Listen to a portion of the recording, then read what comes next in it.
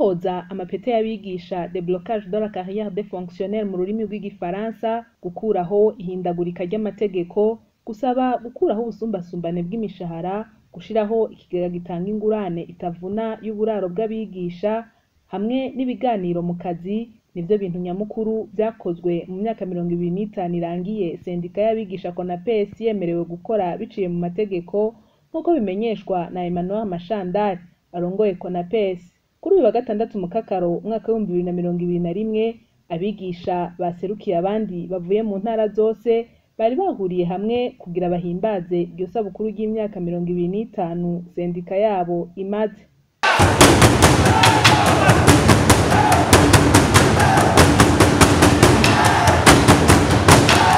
Naho rero bashima intambwe bageze ko muri sendika CONAPES, bavuga ko ingorane z'abigisha zitarahera na cane cane zerekeye ubusumbasumbane bw'imishahara, bagatera kamo leta kubandanya ibiganiro n'amasendika y'abigisha kugira ibibazo bitorega umuti. Kandi twavuga yuko ingorane abigisha afise zaheze, mugabo hari intambwe yateye.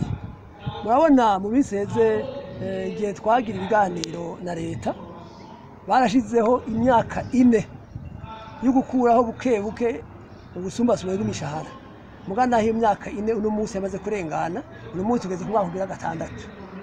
Twebwe rero muri igihe mubona atamba yegerege ariko araba mu gisata c'indero, ni kubera yuko twari turorereye iyo myaka 4 twasezeranye tuyubahirize, kuko umuntu mwasezeranye ni byiza yuko shikana ivyo mwaganiriye.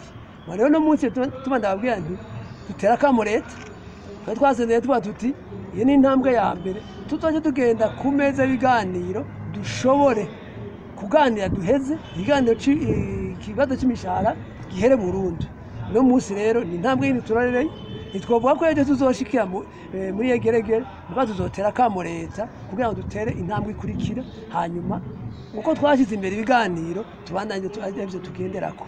Muri ivyo bipfuza ko boganira na leta harimwo amafaranga imiliyaridi 34 bahaye ubushikiranganje bujejwe ikigega ca leta mu mafaranga leta izokoresha muri uyu mwaka w'ibihumbi 2021 ushira 2022, bakipfuza ko ubushikiranganje bw'abakozi ba leta boganira uko ayo mafaranga azokoreshwa n'uko azogabugwa. Ubushikiranganje bw'ikigega ca leta barashizemwo mu mafaranga leta izokoresha uyu mwaka imiliyaridi 34.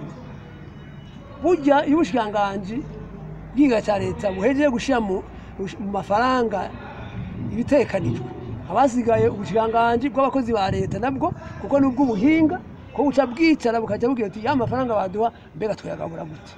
Uno munsi rero njo two tugiye turarondera ubushikiranganje bw'abakozi ba leta tubaza ati mbega none aya mafaranga ni gute azogabwa gute, kuko hano babamenyesha yuko aya mafaranga leta yarashize mu mafaranga yokoresheje umwaka uheze w'amafaranga 2019 aheruka nibo bita mu gifaransa de tombe en annulation, zari miliyaridi 5 izo zagiye gutyo.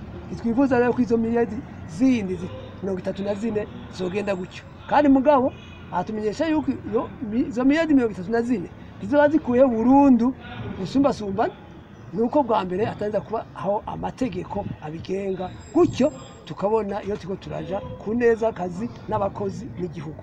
Iyindi ntambamyi bahuye nayo muri iyi myaka, bona amasendika mwamwe avuka akaza agwanya kandi ahungabanya yahahora. Ego mubisanzwe kwinjira mu sendika ni uburenganzira bw'umukozi, kuyivamwo ni uburenganzira bwiwe, kandi ivyo yatawuye. Mugabo ntibivuga yuko ushobora gushinga ishyirahamwe kugira uje kugwanya iyindi shyirahamwe ihasanzwe.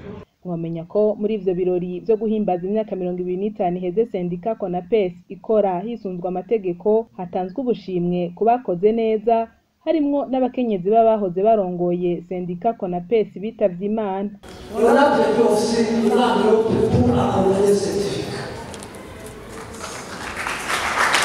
Ivyo birori bikaba vyarangijwe no gusangira hamwe no kwiginana mu kanyamuneza. Amashimwe macanga tomera nuko